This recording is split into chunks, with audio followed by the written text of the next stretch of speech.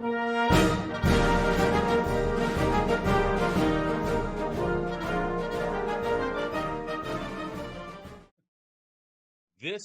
edition, what would that be? Week of May 24th, 2023 of the Bob and Kel CleverCast, originating in Minnesota and California, brought to you by Elysian Space Dust IPA. 8.2 on the Richter scale, ABV. So if I explode during the CleverCast, please continue without me. I had a wild honey IPA last night that was quite tasty, but I can't remember the alcohol percentage. Oh, man, I always go right to the fine print. Like in 20 years, I'll be getting a magnifying glass. Well, what did it say? Is that an 8 or is that a 9? I have some brief announcements, headlines since we last saw each other. Let's see, what is this? 24th. 2 days ago, 4th anniversary of my dad's death. Continue to rest in peace, sir. Thank you for the cash. Cotton Nash died yesterday at the age of 80. Kentucky legend in baseball and basketball. And I saw him play at LaGrave Field in Fort Worth when I was about 10. So it took me to Wikipedia, and then I just went down the Cotton Nash rabbit hole and wound up with this like Hall of Fame-like list of people who later went on to be great professional baseball players. A little like, seeing maybe Dennis Hopper on a episode of Green Acres or something, or Petticoat Junction, that kind of deal. The names I can remember are like, Kel, you collect baseball cards. You might know these names. John McNamara was a player. Andy Messersmith, Dean Chance. And this is to say nothing of the Twins, the people in the Twins system who came through Fort Worth. So that was fun, a little trip down memory lane. Andy Messersmith was one of the first bonus babies, I think. Who's this? Andy Messersmith was one of the first bonus babies, free agent signings. Well, I think he wound up tied up with Ted Turner and Atlanta Braves, if I'm not mistaken. I think you're right. I think they had him wear the Superstation channel number on the back of his jersey. That was kind of a hokey thing. And then today we lost Tina Turner at the age of 83. And when I heard the bulletin around noon, I don't know why my mind went there. But in 84, I was at W Light. Her big hit was What's Love Got to Do with It? And I was narrating a fake soap opera. And I remember this narration, something about the character's name was Tina. Tina wants to turn to confront Keith about his adultery, but something's gone wrong with Tina's Turner. And that's when we started playing the song. You had to be there. So best of luck in the hereafter to all three of those folks. This morning, I learned that Michael Block of PGA fame this past weekend, club pro in Southern California, thrust from obscurity into like a cult figuredom. This morning was 40,000 to 1 to win the tournament at Colonial in Fort Worth this coming weekend, the Charles Schwab. 40,000 to 1. That means if you put $10 down, you would get $400,000 if he won the tournament. If you put $100, talk about grandiose. My mind, is going to these financial places. And now people in Las Vegas and then other people in the civilized states with phone accounts apparently like that number so much. It's now been driven down to 500 to 1. So, that's still $5,000 for a $10 bet. So did you hear the other money thing regarding Michael Block? He was offered $50,000 for his club that he hit the hole-in-one on. No wonder he's so hungover. He's done nothing but party ever since. Do you think he should sell, or do you think he should hold on and maybe he goes on a Linsanity type run? You know what? That was the exact analogy that I drew with a golf partner friend of mine this morning. I said, who would you compare this to? I compared it to Jeremy Lin, but the guy I was talking to came back with Susan Boyle from whatever that was, Star Search or whatever, where she hit it big for like 6 months or a year, and then you never heard from her again. Non-sports fans. Right, exactly. Michael Block, Susan Boyle, Jeremy Lin. Anyway, 500-1. And people are texting him now, celebrities from all over the place. He can't get to sleep at night because people are pestering him for his time and his blessing. I wanted to bring my my wireless headphones over here for a demonstration of what happened yesterday. I guess I'll have to do without it. But here's what happened. The woman, I think it's the woman who announces that recording is in progress on this podcast, was talking to me yesterday over those wireless headphones. I had just finished listening to Lady Gaga's first album. I put these things in my Amazon Prime library queue to listen to, and then I take them out to make room for something else. So the girlfriend comes downstairs. What are you listening to? Oh, Jimi Hendrix in Atlanta, 1970. I was listening because I got the headphones here. I've got them off, and I've got them coupled here in my hand. And I said, I was listening to Lady Gaga. And then, so help me God, a woman's voice from inside the wireless headphone says, Lady Gaga is not possible to listen to at this time. Lady Gaga is not in your queue. Now, how in the hell is the device not eavesdropping on me? Answer me that. No, it is. AI experts. How many times are you talking about finance or whatever, and then you get something in the mail or an email or a text saying, are you looking to refinance your house? Oh, it's crazy. Eerie. All found humor. What happened the other day? I had just finished typing something in an email. I know what it was. It was an email to someone saying, would you like to get together in New York this fall? I finished the email, and an email comes in from the Pierre Hotel in New York City, says, hey, can't wait to see you. Now, wow. Tell me that I'm not being eavesdropped on. You are. You are. I can't not tell you. The final little bulletin here. Here's the name. Dade, D-A-D-E, Phelan, P-H-E-L-A-N. After the podcast is over, search Dade Phelan on your Google machine. He is the drunken Speaker of the House of Texas House of Representatives. And it sounds like Frank Fontana's Crazy Guggenheim in the old Gleason show years. It sounds like Foster Brooks. This guy's up there with his gavel, and he's adopted. It was the nuttiest thing I've ever seen. It was so obvious. And I haven't been around that many, like, severely inebriated people that I would recognize that kind of behavior. This was like a scene from Cheers, or any place where alcohol Animal House. is Animal being House. overserved. Yeah. Texas House of Speaker of the Texas House of Representatives, and the Attorney General, who of course is under indictment and may have to go to prison for another kind of corruption, is demanding the resignation of his fellow Republican Speaker of the House. Pretty funny stuff. So it's funny. My phone must be listening. I got an ad for a bar in Texas. Weird. That can't be true. Are you serious? No. Okay. I assume that one or both of you and Kurt, Kel, have questions of Mr. Copenhaver, and when you do, please don't hesitate to break in by raising your hand or sending me some sort of signal. All right. Thomas, do you prefer Thomas or Tom? We go by Thomas, but I'm not. Okay. I'm not clear. Okay.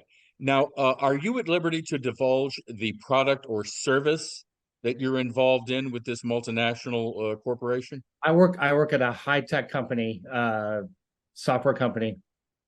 Okay, and you're speaking to us today from Minneapolis? I am speaking to you from just south of Minneapolis in Prior Lake, for those who where your friend Patrick Royce once lived. So yeah. I was just about to say.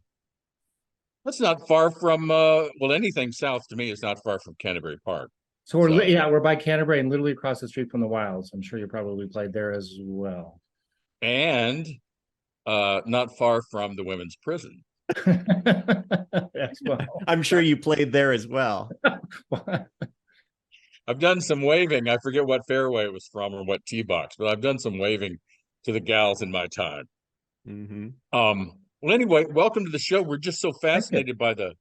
I've never. I mean, I live with someone who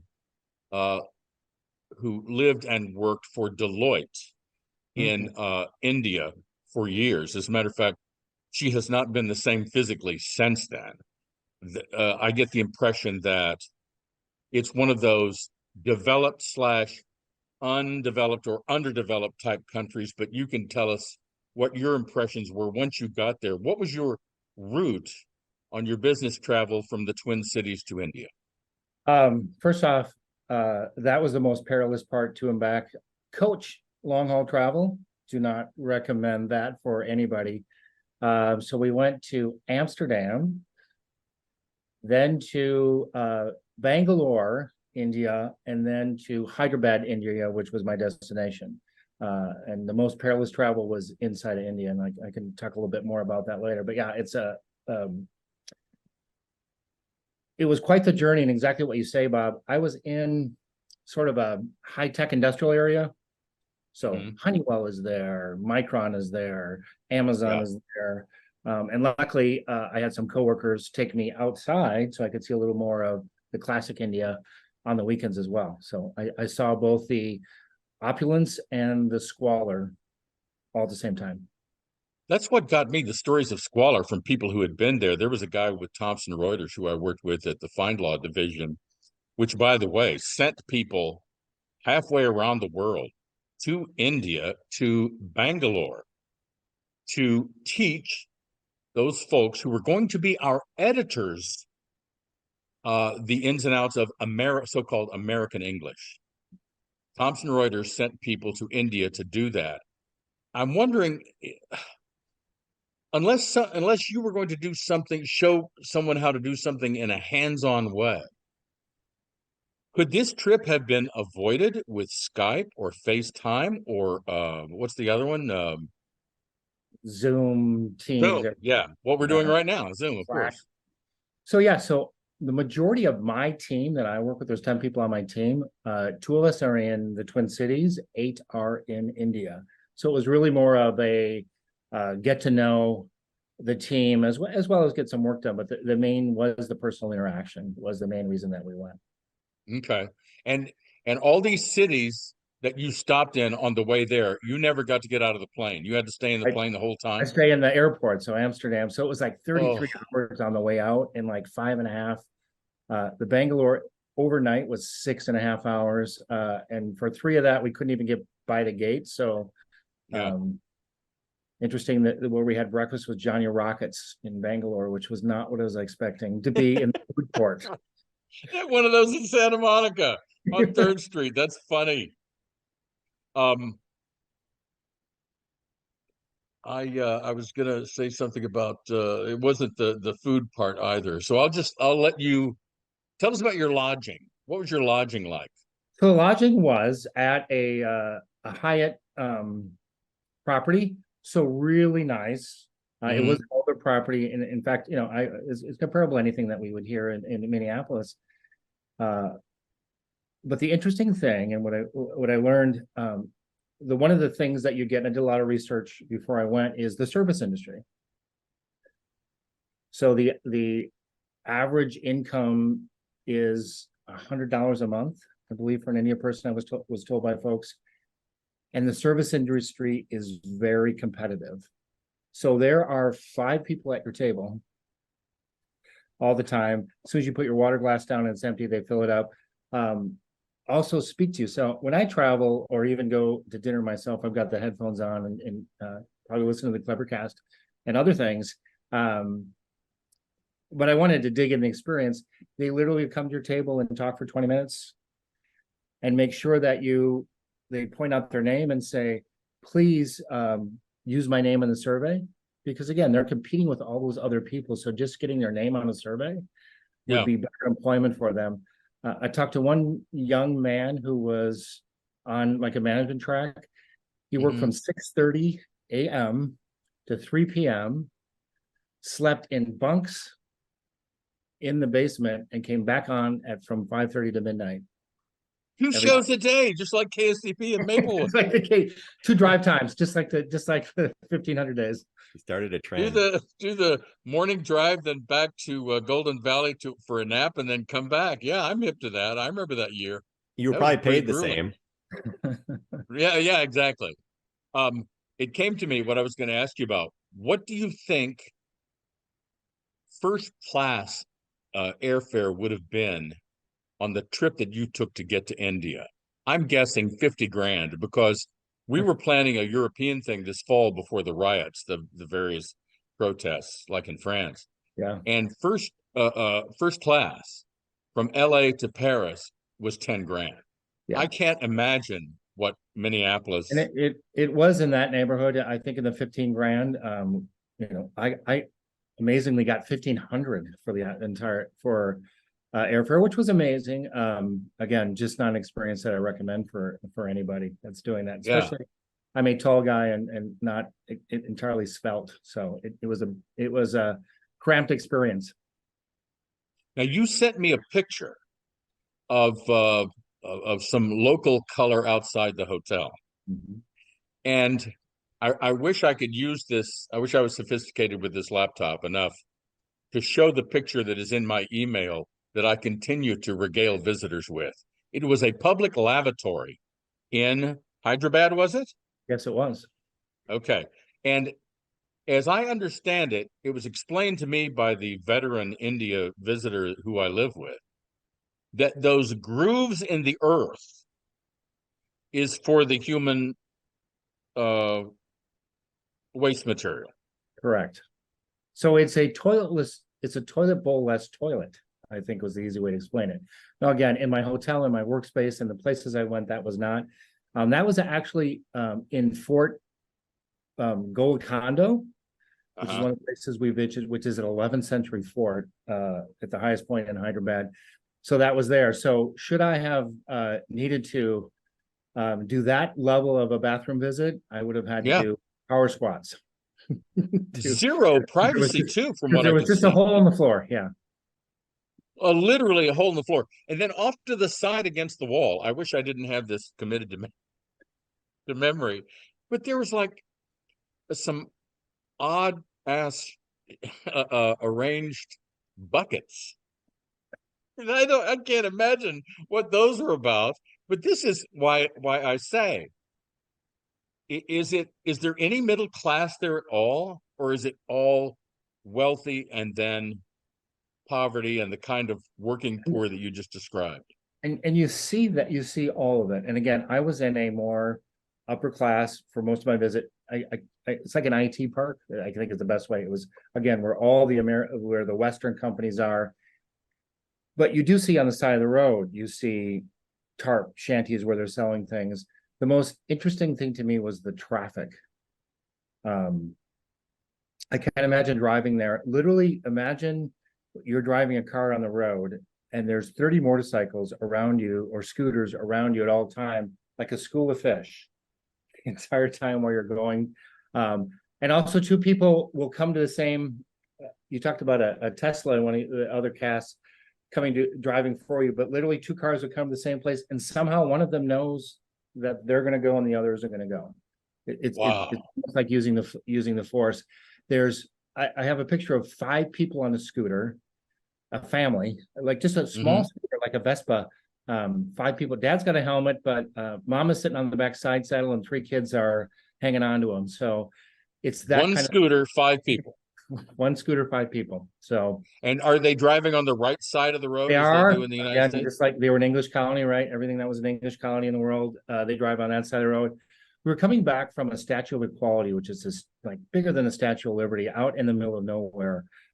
And it was just one road with 3 lanes of traffic, everybody coming at each other. And they go, yeah, you just stay on the side, and then you dip in the middle of the pass. And I'm like, oh my gosh. Oh. So it's like the honor system for merging. And it is, but if you've done that your whole life, then you know how to do that, right? And you know, just like if you've been, I've been to other countries like Vietnam where you just walk into the street, there's no crosswalks or no nothing, and people just know to go around you, right? And Yeah. here, we're on our phones or listening to podcasts or doing whatever while we're driving, and so Yeah. we're not to that level of diligence that's needed. And Right. I had one of my coworkers who was an amazing host and showed me a lot of this stuff. He's like, well, I'm driving a little bit slower not to scare you guys. And I'm like, oh, you can drive your normal speeds. I'm not driving. I don't care. Yeah. It sounds like Mexico City in 1977. I'll never forget that. That was just controlled chaos. And I guess it was supposed to be comforting that there was a guy out there who was a uniformed traffic cop blowing his whistle and making his gestures and stuff like he really knew what the hell he was doing. It didn't look like to me like he knew what he was doing. It was just people in a roundabout going like that. And It's the other just thing nutty. and the other thing that was surprising is the paramilitarization of everything. So I was in a Hilton property. There was a gate in front. There was people in military uniforms. I don't know if they were military, but scanning, opening the trunk, putting the mirror under like you're, going into a prison. I had to go through a metal detector in and out of the hotel. So just that level of, again, because the service industry and they have they can staff those type of things was there. So obviously I felt safe. And then the other part is I work with a lot of coworkers, and we'll be on a Zoom call like this, and their picture will drop or it'll go fuzzy, like it's raining here. I'm like, once I got there and saw the infrastructure with, it looks like Edith Ann's patchboard, where there's 50 wires coming out of one transformer and half of them are on the ground. I'm like, okay, that makes sense now. Yeah. Did you take any trains while you were there? Because I remember the Wes Anderson movie Darjeeling Limited set in India, and I've heard that there are echelons of trains: classy, not so classy, really not classy at all. I did not, and if I get the pleasure of going back, and again, it was an amazing trip. If the pleasure to go back, there is one to go to the Taj Mahal, which I would like to do. An interesting fact too. One of my coworkers who was in Bangalore took that short flight with us. He stated his Uber ride from his house, which was about 30 minutes away from the airport, was more expensive than his $45 flight to go to. Wow. Right. So that was the other thing, just that, I've never gone somewhere with, $150,000 of local currency in my pocket, which is what you needed to do any commerce, because it's like one to 12. What does the money look like? What does the money look like, Thomas? Is it like the old Italian like pages and stuff with tassels hanging off? Or what is it's got Indian money Gandhi. look like? All the bills I had have Gandhi in the center, and it's colorful and the same kind of thing like euros. Is the same kind of money as well. The Gandhi family is still looked up to very much. Yeah. Well, they've got the latest Gandhi. There was some sort of controversy surrounding him. I don't know whether he's in jail or just in seclusion or what the deal is. But this Modi guy, M-O-D-I, the current head of state in India, for a while there was kind of a Trumper, but he has met with Biden now, and so it seems like the two of them are going to be okay. Very popular. He was in the city I was in that weekend. I did not see him, but talking to my coworkers, very popular. Thought he was going to win re-election. So yeah. By the way, before I go to Kel, this is the most populous country in the world now, is it not? Yes. Even more so than China. That came out when we were there. Yeah, absolutely. And all of this energy to multiply is happening without animal protein. They're up in the hills laughing at the people. Just imagine all the people you could have if you had the energy to really copulate. Most of my coworkers did eat vegetarian while I was there. Now, the city of Hyderabad, which I think is there's over 1 million people in the core city. So their skyscrapers are like a whole city block, right? Like they're enormous. But I was told those were not there 10 years ago. So that's all been recent work. And then a whole lot of streets I wrote on. Yeah, this was a rock top and they dynamited it away. They did a lot of work during the pandemic to create all this stuff. So there's just rapid growth in that city, Wow. which was just amazing, right? And huge buildings, and my Yeah. company had a brand new building as well. So My first interest in it had been a beach town called Goa, Goa, on the southwest side, lower southwest, and it had some sort of Beatles provenance and psychedelia oh, and yeah, origins. But then, I wound up in a place with a beach, and I just didn't feel like I needed to go. Plus, I was acquainted with poverty from having worked with interns at KSTP. One time I was watching Barbara Carlson roll around on the floor of Peter Thiel, and I had a half-eaten donut in my right hand. And one of the interns, so help me God, said, "Are you going to eat the rest of that?" That's how that's how bad it was with the Hubbards in the late 80s, early 90s.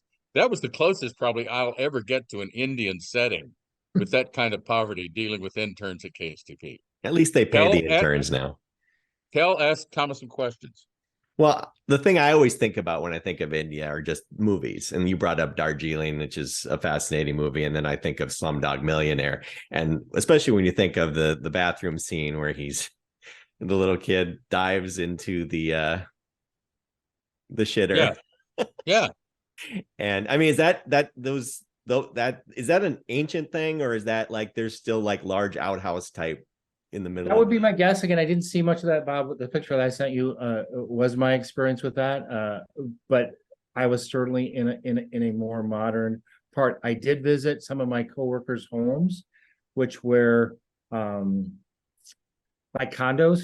They were in tall buildings, and just from and my coworkers obviously are probably above the median India scale, but still they procured their homes in their late 30s, right? It takes them that long to get a house like that. And of course they have a reverse osmosis system in their home. So obviously one of the things is nothing but a fresh water bottle was liquid that I ingested while I was there, which was at the recommended of my coworkers as well. So. That was my next question as to whether or not you trusted the hotel water. I'm sure it was fine. I did not, my first day there after being jet lagged of 2 days, they had some fresh chimichurri and I'm like, it's probably water, but I'm like, I gotta eat this. So I rolled the dice right away and I was fine. So. Oh, that's good. Does the smell, does the pungent aroma just hit you in the face when you get off the plane? Somebody once told me that. No, Hong Kong was the most pungent place I've ever been in my life. I was expecting that. I was expecting everything to smell like curry and everything. Like I none of that did I experience. And then I have one more, and I'll let you take it back, Bob.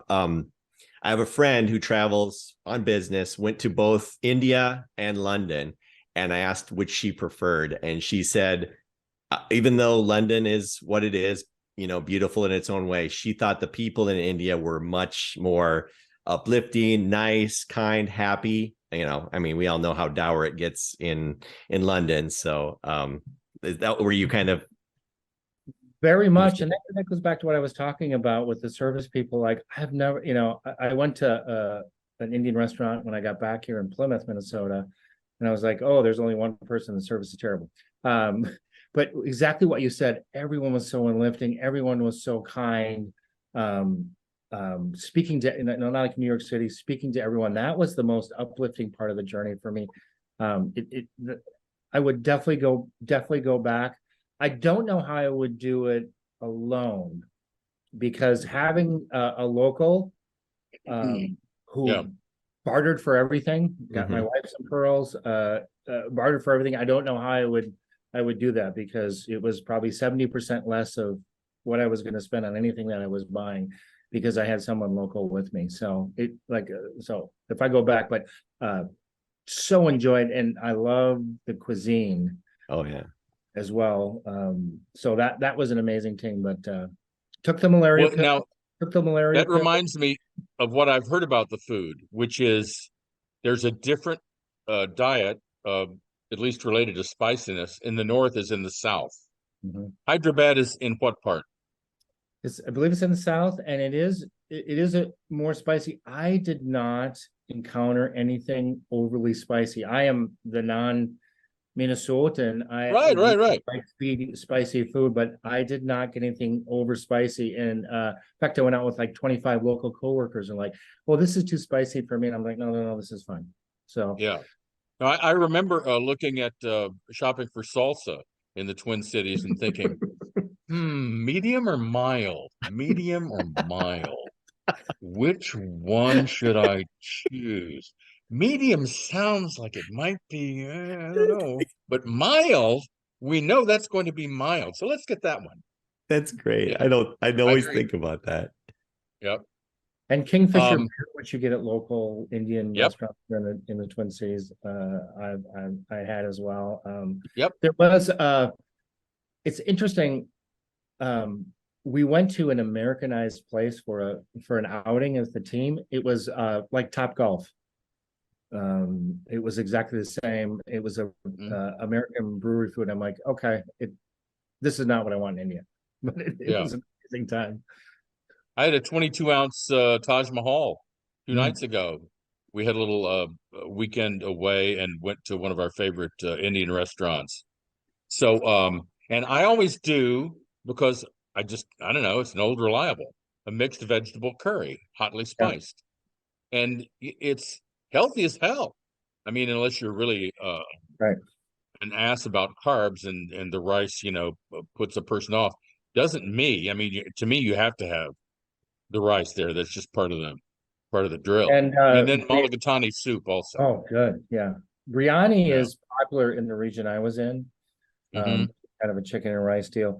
And my company does free lunch for everybody every day too. So once Nice. we do the biryani, and that's how you get people back to work. That Right. when you're trying to get them non-hybrid or work from home. Very So cool. so you had to go. There was nothing. In other words, what you went there to accomplish had to be done in person. It couldn't have been done by technology from half a world away. And you're glad that you went. I am so glad I went. And every day I interface with those folks via Zoom calls. I have multiple, it's a big population of our company. But yeah, I highly recommend anybody that's interested in it. And you know what, you just, things that are from the 11th century, right? And you just go, there's nothing here. That is, right. And you just feel like you're walking through, just think of the graveyard of how many people have been through that. That large fort had like 7 walls spanning over 7 miles, and engineering, it was 350 flights. It was stairs up for during the day for a hot, it was in the upper 90s. When I was there. So you could hear a clap from down at the bottom, 35 stories down. Engineering that was done to do that was also amazing. And as I expected, some people wanted selfies with the large white guy. Wow. Some young kids. How did that make you feel? So some young kids go, because I didn't really blend in, because I am 6'3". So I really did not blend in. Yeah. And is there a river? Was there a river nearby where people bathed in the river? Did not see any of that, no. Okay. So I used to hear about that or see pictures of it or see it on documentaries. Some of the habits, religious in nature, look kind of unhygienic to me. But then again, the whole concept of there's the animal. You don't want to kill the animal, to eat the animal. You would rather starve. I just found that to be so ironic when I hear heartrending anecdotes about the poverty there. It's seriously heartbreaking about how people behave in the throes of that kind of hunger. While across the street, there's a cow leaning against a tree dying of old age. Yeah. That's just, I can't believe it. I can't wrap my head around it. A lot of feral dogs, dog packs, which I saw. You'd be driving down the freeway. There would be cars. There would be a herd of goats being walked on the side of a freeway.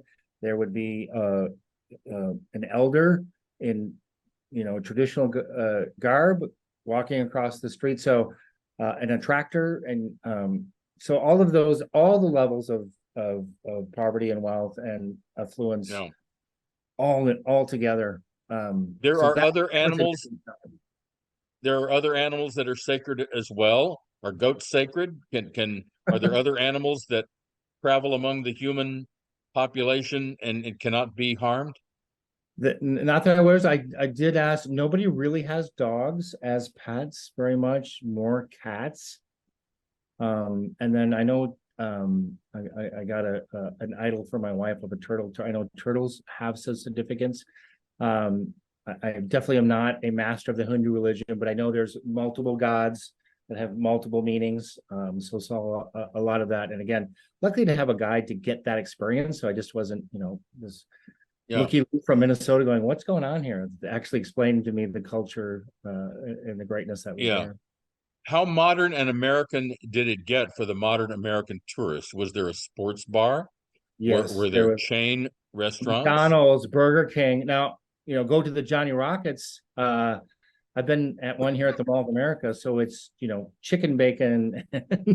It's obviously not beef, but yes, Starbucks. I saw a Subway close to my hotel, so very there's the westernized aspects that I definitely saw. What kind of programming did you get on the hotel TV? It never came on. Wow. Well, I have a You're device, like right? I have a device. So, Oh, of course. and I 100% listened to I think I sent you a note. I listened to the CleverCast on the airplane when I was trying not to stick knitting needles through my eyes on a long flight. So Yeah. that definitely was part of it. The most interesting thing to me was there was a newspaper under my door. I'm like, when's the last time I have gotten a paper newspaper under my door? Fancy. Right. And it was an English speaking newspaper. It was an English speaking, which is my coworker spoke like 9 languages. But they said English is taught in the schools as a primary language, so there was zero communication issues. Yeah. Did your company prepare you with a list of do's and don'ts, do as the Romans do, that kind of thing, or prepare you for like the Indian version of Montezuma's Revenge, Delhi Belly, that kind of thing? Were you informed? Were you educated prior to landing? Yes, there was some. As soon as I booked my flights, an email comes in my inbox, much like you were talking about with serial listening.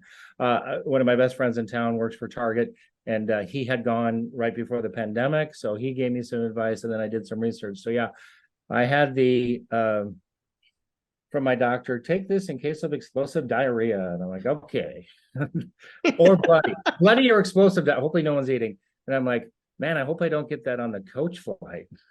Yeah. Oof. So yeah, Amazing. and the malaria pills, and so yeah, I had to go to a doctor's appointment and additional visas than just my passport. Going through security was different. Like I've done a lot of international travel, like you have, Bob, and like not even power cords, you had to pull those out, and you went through the metal detector, but they still wanted you, and it was quite interesting. I had a local who just totally had a meltdown with one of the gate agents, and we ended up in another city, him behind me, and how you doing? And found out that he works for Best Buy in Richfield here. So he was like, unbelievable. Randomly that I run into him, and a young man starting out his career here. Has it occurred to you that there's a podcast in this for anyone who's been there or maybe as a repeat visitor, and given the way this country is changing and growing and becoming more of a force on the international scene? Absolutely. And of course, just as I say this, there are probably 6 podcasts about India I know nothing about. But just from a visitor standpoint, as a tourist, as a business visitor, there could be a podcast in this, I think. There's so many dimensions to it. The uniqueness of this, Thomas, reminds me of Iceland, which was like nothing I'd ever seen. It was like being on another planet in every way. It was like Opposites Day and Professor Backwards was your tour guide. I mean, everything that was supposed to be small was large and vice versa. And here's your side order of whales, sir. and would you like a picture of Bjork, that kind of thing. And it was and yet I would not want to go back. It was that extreme. But you want to go back, and I'm wondering how you would improve on what you experienced as a non-business tourist, as a pleasure guy. It definitely was. I felt moved, and Bob, from some of the reasons that you mentioned, to see the poverty and the struggle, plus the affluence, all mixed together, and what most people in America worry about and get wrapped around the axle. I'm like, this kid's working from 6:30 to 3:00, and then he's working from 6:30 to midnight, 7 days a week. Yeah. Right. And probably, still living at home. And so the problems that we have. So I thought very aspirational. It was very inspiring to me in many ways. So my wife just asked me that the other day, what's the most impactful trip you ever have been on? And I think it's it. And so I literally talk about this to everybody who asks me. So I feel grateful to talk about it to you. Is it fair to generalize that of all the places you've been, and it sounds like you've been all over the world on business for this or that company, do you always, or most of the time on the trip back, are you glad that you're going back to the United States? I'm happy to come home. And I'm happy. You have to, once I get through customs at MSP, then I'm probably happy, because I know oh my gosh, I got this long coach flight again. So, and that all dissipates, and the memory. I am so happy I went, and absolutely would go again. And of Hong Kong, Dusseldorf, Dubai, some of the places, I did not feel the same that I felt with this. And tell me the other places you've been. Hong Kong, where else? Dubai, Dusseldorf, and all over Canada have been, I think, the primary places. Have you ever been to this bagel store in Montreal? Yeah. I might have been. I've been to Montreal, which is an interesting place as well. Oh, it's fabulous place. Fabulous. Well, I first only went there in January, and I'm like, this is horrible. And then went in the summer, went to the old Montreal city, which is amazing. Yeah. So, is that great? Much like the French Quarter, it doesn't fit with the country that it's in. So how many passports have you worn out? I bet you've got like 3 or 4 passports that just and mine is coming. It's coming due next year. And what's the deal with real ID? Why do we need real ID? Or maybe it's an age thing with me. Are you familiar with this demand for real ID? I am, which Minnesota is late to the game. It just means you're validated with more things than you would get with a driver's license. And then I just upgraded to TSA pre-check, which you do in the US to get you to faster line. Then there's global entry, which is for like the international version. So I don't need to stop at customs on my way in. Into the US because of that. Did you hit the same cities coming back that you did going there? I did. So I would have loved to gone outside the world in Amsterdam. I've flown through there a few times because KLM, it's a hub, but would have loved to tilt at some windmills. Have you been to Amsterdam, Bob? I have not, but apparently Amsterdam is the hub. Especially for Delta, Thomas, you have to go through Amsterdam if you want to. Which is a partner. Yep. Right. Just that window of sex kind of screams out to you. You know what, though? Amsterdam, somebody really, there was a belt tightening or a belt whipping or something of the hippies and free-thinking tourists recently in Amsterdam, because the city council there, or some, group and authority, said you got to bring those women in from the windows, the ones who are advertising, and the drug thing doesn't need to be nearly so out in the open. We were going to go to Amsterdam for the big Vermeer show until we found out that it was sold out months in advance. So maybe next Vermeer show, I don't know, but I would like to go to Amsterdam. I've been to Rotterdam. I was in Rotterdam when the government fell. Not that you could hear anything, but one night the government fell. I woke up and read that the government had fallen, and apparently it happens at that time. It happened every couple of weeks because those European governments are so unstable. Yeah, you want to go to Amsterdam, you've been to Rotterdam, and I don't give a damn. No, but and how did you entertain yourself, Thomas, coming and going all that time on the airplane? Other than the CleverCast, did you have music? Did they provide you with movies? How did Yeah, you? but I had everything loaded on my phone that I needed to pass the time away, and sometimes walking up and down the hot. It's more killing time than a radio hour. That's really what you're doing, is you're just trying to kill every minute Right. of the day. So yeah, and so I stored up like the CleverCast and other things, so I listen to podcasts and then movies. I always Was it struggle a with full that. flight? I get to the airport and I realize, oh shoot, I forgot to load a bunch of movies and TV shows onto my phone. So then I'm trying to do it in the airport, and it's always a little harder to do. So Well, one don't of the load any Lady Gaga, or they won't let you listen to it. they So won't. let It you would in have my stopped. headphones. Yes. Yeah, one of the flights was more empty, which was I was surprised at. So I actually got a whole aisle to myself. So I laid down. And I also listen. It's an affectation I have where I need to listen to music or movies while I sleep. So I had that as well to try to help me sleep. But I slept probably 90 minutes on the plane both journeys, so I did not sleep at all. Oh my God. That's pretty good. You're due some sort of battle pay, man. So I left I remember- Sunday in Minneapolis at 3 p.m. and was at the office Wednesday in India on very little sleep. Crazy. Do you usually sleep more on a plane? Are you able to sleep? I can't. I don't know. I'm always worried I'm gonna lean over onto the person next to me or start snoring or something. Start getting familiar or drooling on somebody next. Yes. You don't For some reason, to me, the best farts of my life have been on an airplane. I just solid and robust trumpet blasts, and I just dare anybody to say anything. I mean, what the hell are you going to do? I think now wait a minute. So you can do it, but the guy sitting next to you, how would you feel if that happened? There's nobody sitting next to me. I usually buy the seat next to me now.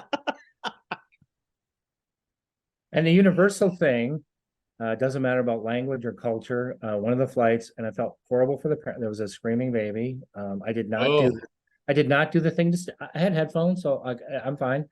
But that baby sounded like any other screaming baby across the world. And so again, the empathy of I can't imagine being in that position of that poor parent. But we flew to Argentina after when our son was maybe a year old, less than that, and he cried the whole way out there. I mean, they say in 19 hours, cried for 18 of them, and so many people felt bad for us. Finally, like with maybe an hour left in the flight, the flight attendant came up and said, "Here, let me try something." And she held him and looked him in the eye, and he stopped crying. I said, "Where were you 15 hours ago?"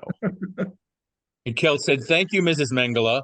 I hope you enjoy your stay in Buenos Aires as well." And so, Bob, I've got a KLM tip for you as well, which I don't think you like. One I'm reading, it says, "We only will serve one drink at a time." Major. And Kel, the others, you can't fall asleep because if the cart goes by, I'm not getting that. I'm not getting that 5-ounce Heineken. Yeah. No, I can remember forcing myself. Here's a jet lag can play tricks with your mind. There was such turbulence on a flight that I forced myself to fall asleep. Apparently, I was tired enough to fall asleep.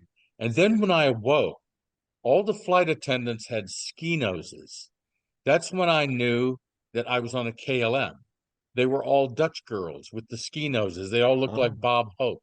Oh. And then the trip to Toronto, I woke up. Let's see, I'm trying to figure out where Toronto came in the pecking order there, because it wasn't like Major League Baseball where you go to Anaheim and play 3 games and you go down to Houston, play 3 games. It was just, this and that, the other. And so it was in Toronto, Sutton Place Hotel, and I woke up expecting to see another hotel room. And yet I saw the one I was in. And, it was just fine, don't get me wrong, but it's a weird deal waking up expecting to see a certain hotel room, and it's something, completely different. That's a weird feeling, man. That's when you know that the travel is messing with your head. And then the last anecdote I'll bother you with is we came off the plane. I want to say it was from Europe, and we landed in, I don't know, Hartford or St. Louis or something like that. Had to be St. Louis because Connors was on the plane. So I come off the plane, and a guy comes up to me, total stranger, and says, "Is that Jimmy Connors?" And I said, "Yeah." He goes, "Are you with the tour?" And I said, "Well, yeah," in a manner of speaking. He goes, "Where have you guys been?" And I said, "You know what? I need to sit down and think about this and for a few minutes, and then I'll let you know where we've been, because I really, right now, I don't recall where we came from to get here." That's how bad it can get. And Thomas, I don't know how frequently your trips happen, whether you have some downtime in the office before you launch yourself again, but the constant traveling, I don't know. Do you concur that it I can? used to do that more. I don't with this job. I had a job where it was constant, and it I literally, where am I when you'd wake up in the morning? What city am I in? Because really a hotel room in Wichita looks the same as London, looks the same as. There you go. It's So the totally, truth. totally agree with that. By the way, did they speak English in your hotel, English that you could understand? Oh, 100%, 100%. Okay, because in California, Oh um, no. and this happened in Berkeley, and then this past weekend in West Hollywood, I wanted to tell the people at the front desk, if you love your employees, help them, teach them to speak English so housekeeping and room service can converse with us. If you love them, you'll teach them English. Because in Berkeley, I called down for coffee, and a Hispanic lady, maybe not exactly a citizen of the United States, arrived at my door with a coffee pot. No, Si, no, no senor. coffee pot. Drink a coffee. I can't imagine the anxiety waking up each day in a strange country that holds this promise of a better life. And yet I don't think, it's going to be a struggle unless I learn the language or the basics of the language to be able to communicate with the people I'm serving. I just can't imagine what that would be. And let's say I was, you remember the Dennis Christopher character in Breaking Away? He was like an honorary Italian. If he went to Italy to do his bicycling, he would have bothered, out of respect for the people living there, to learn a little Italian so that he could converse with them. Here in California, they just do not give a damn. I speak Spanish, and that's it, and never the twain shall meet. And I just think I feel so sad for them that no one will step in and say, in addition to the minimum wage and your tips, we would like to have a tutor spend an hour with you each day. What would it cost? Good point.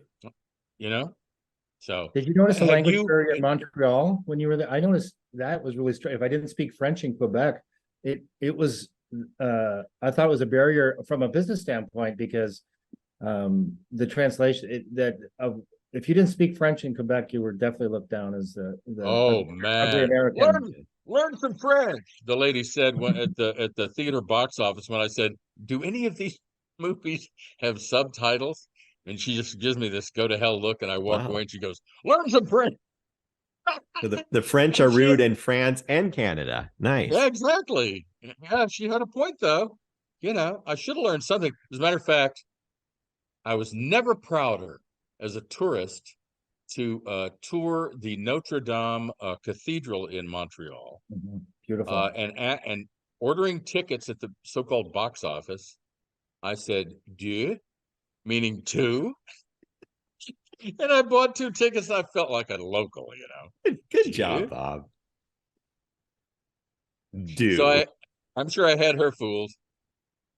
Kel or Kurt, do either of you have any more questions of Thomas before we let him go with thanks for his time and insights? Well, I think also I was just curious, like the things when you go on trips like this, naturally, I always think, oh, what do I need to be scared of? And I know we've talked about traffic. Is there anything else like, I mean, when I was in the Dominican Republic, there's always a chance you'd see an armed guard on the beach trying to keep people from wandering too far away. Is there anything like, I know India has a very small percentage of guns, not like this country. So I'm thinking that's not the case. And again, I felt like VIP service from my coworkers, like even the ones that came that I traveled with into the city stayed at different hotels than we stayed at. They said, no, you can't stay here. So they were, you should stay, this is where you should stay. And they were very worried about me going around walking at night by myself. I think a lot of it was you're going to get hit by a car or a goat. Traffic again.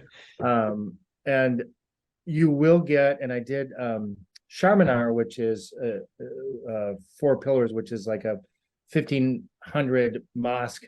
There's a lot of begging and I found that difficult for myself. There was a woman carrying a baby or an elderly person, and I'm like, I really want to give you some cash. But was told not to do that. But that was hard. That was emotionally difficult for me. Those are I recognize those definitely as Mexico type vibes. Yeah. With a lot of begging and panhandling, and it puts you on the spot. Hey man, I'm just here to enjoy the country. Right. I'm not here to washing your windows while you're in the car. Oh yeah. I mean, what are you supposed to do? And trying to sell me a tube of toothpaste or a thickly knitted sweater in the summer. And I'm just going, come on. I'm just so left to my own devices. Yeah, I probably would have not handled it well. So I would definitely recommend having a local guide because I found it very helpful. Yeah. I'm going to have to check into some tourism podcasts because I definitely think that you have something to offer and I have something to offer. So right now I'm flashing on a moment in Barbados where I'm so intent on not being the ugly American that for the least little bit of basic information, such as where is the beach, the gendarme would tell me, and I tried to tip him. I took cash from my pocket and tried to hand it to him like that, where somebody could take our picture of the outsider offering the policeman the money. And so help me, the guy goes, put that away. I could shoot you for that. They're very sensitive about public bribery. Yep. Who knew? No one prepared me for that. I was prepared for that because the culture is, if you do, it's my job to carry your bag. It's my job to do this. So there was many times I would ask, is it okay if I tip you? So exactly what you're talking about, Bob. I asked that of the guy.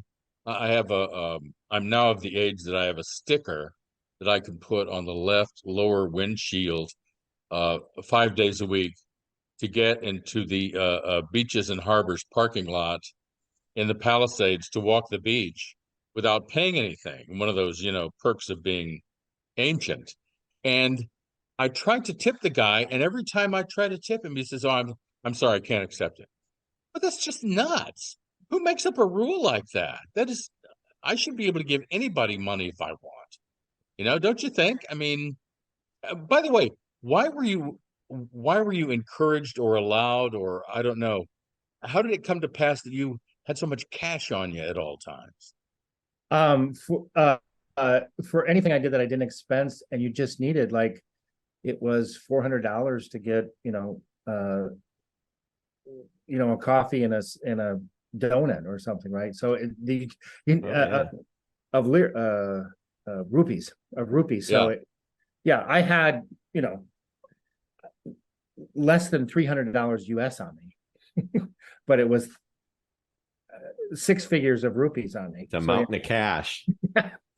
This is worse than the Caymans. So getting small bills was difficult. So yeah, I mean, I'm leaving $100 as the tip of my hotel, but it's $1. I know it's what's happening in Argentina right now. They have 100% inflation. They have to carry wads of cash around, and it's just too much. I am saving up for a box of Kleenex.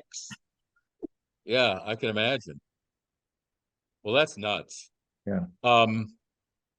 Listen, you've given us a lot to chew on, man. You've also made us glad to be Americans, and I envy you that you're getting to see the world, Enriched. you Yeah. know, in the span of your professional livelihood. That's so cool. And I don't know, is there a place that you haven't been sent to yet that you'd like to go to on the company dime? I'm interested in Reykjavik, but I have to retake your Iceland thing now that because I also like dark astrological things. We go to Yeah. dark places here in the city, so Reykjavik's on my list. Does South America appeal? Kel's favorite continent? Does that Oh, yeah. appeal? Oh yes, Beautiful people. I just have to I'm go just where the concerned about alabaster boy. I take the rumors too seriously about, you know, arriving at the airport and a guy goes, yeah, come here, I'll drive you, and you're never heard from again. Right. I think that happens Here, on Bardia too. join us in Pinochet's helicopter, and we'll take you there, and we'll drive you out over the ocean. And one Now, thing there's something about I think you mentioned it 2 uh-huh. weeks ago. There's no Teslas are not allowed in India. So we were talking about Teslas on the CleverCast the other day. They're not allowed. So one of my coworkers, her dream is to own a Tesla someday. Why are they not allowed in India? Don't know if it's a technology thing or, well, can you imagine the driving that I mentioned? That would it be possible for the soft? So maybe they're going to let them get a little farther down the road. But yeah, that was my understanding. Someone can fact check that, but because one of my coworkers said that that's her dream is to own one of those cars. So. What was the big vehicle there, and what was the status of the rideshare situation, if any? I did a lot of Uber. So I did some Uber. So that was easy. And again, a Premier, like my ride to the hotel, to ride from the hotel to the office was like, $3,700, which was like $12 or whatever it was. Right. Go back to America. The thing, not a lot of U.S. vehicles. There's a Jeep knockoff, Mahindra, I believe it is, but just a lot of different vehicles. I was also that I found most interesting that I didn't see any cars with collision damage, like how I mentioned it driving. Like you go into any parking lot here in the U.S. So again, for all that craziness, they are navigating perfectly. Just occurs to me that a man from India changed my life. He was a doctor at it was either Aspen or Share or whatever the office was at that time, an HMO in Maplewood. And I'd been sent there for facial cellulitis or litis contracted in Iceland. They flew me back. Facial cellulitis makes you look like you just lost a boxing match with Picasso. You've got an eye here, an eye there, and Ooh. again down here. It's pretty bad. And so they're treating me, and threatening to hospitalize me. And they're running the test, and the doctor, who is from India, is at the laptop, and I'm sitting here, and he goes, "You're type 2 diabetic, just like Apu in The Simpsons." Just as if Dr. Apu had said that to me. And that just seriously changed my life forever. I would not have known. I can almost guarantee you that I would not be here today to talk to you if he hadn't noticed that. And of course, from then on, things were completely different. You don't have any stories, Mark or Thomas, about being seeing a doctor, because luckily you didn't get sick, right? No, but medicine and engineering and technology, again, they have so many higher institutes in that, right? So again, they're again, as you said, Bob, from a population size, but they really are becoming a global player. Yeah. Oh, yeah. Well, I can't let the hour go by without asking the requisite chauvinistic type question. How would you classify the women of India, the ones you saw? Are they like Bollywood worthy? Are they as we see them in the movies? Yes, so much beauty in that country. Absolutely. Yeah. Absolutely. Beautiful people inside and out. I did find that in Iceland as well. That was kind of a consolation, that the bone structure and the skin was just flawless. They were all like these swans, giraffe-sized models. It was just, I don't want to say all of them, but there's just something about certain countries that produce a certain kind of look. And so from that standpoint, I can definitely recommend it to you. And Kurt and Kel and I are informed by what you've offered here as to whether we want to visit India or its rival Pakistan or Nepal or Tibet, or just the whole region is a fascinating place. You're a very lucky guy to be able to do that and I get am. paid for it. Thank you again for being with us. Thank you, Bob. Thanks, Cal. Thank you. Take Thank you. care, folks. Thanks to all of you for watching, and we'll see you next time.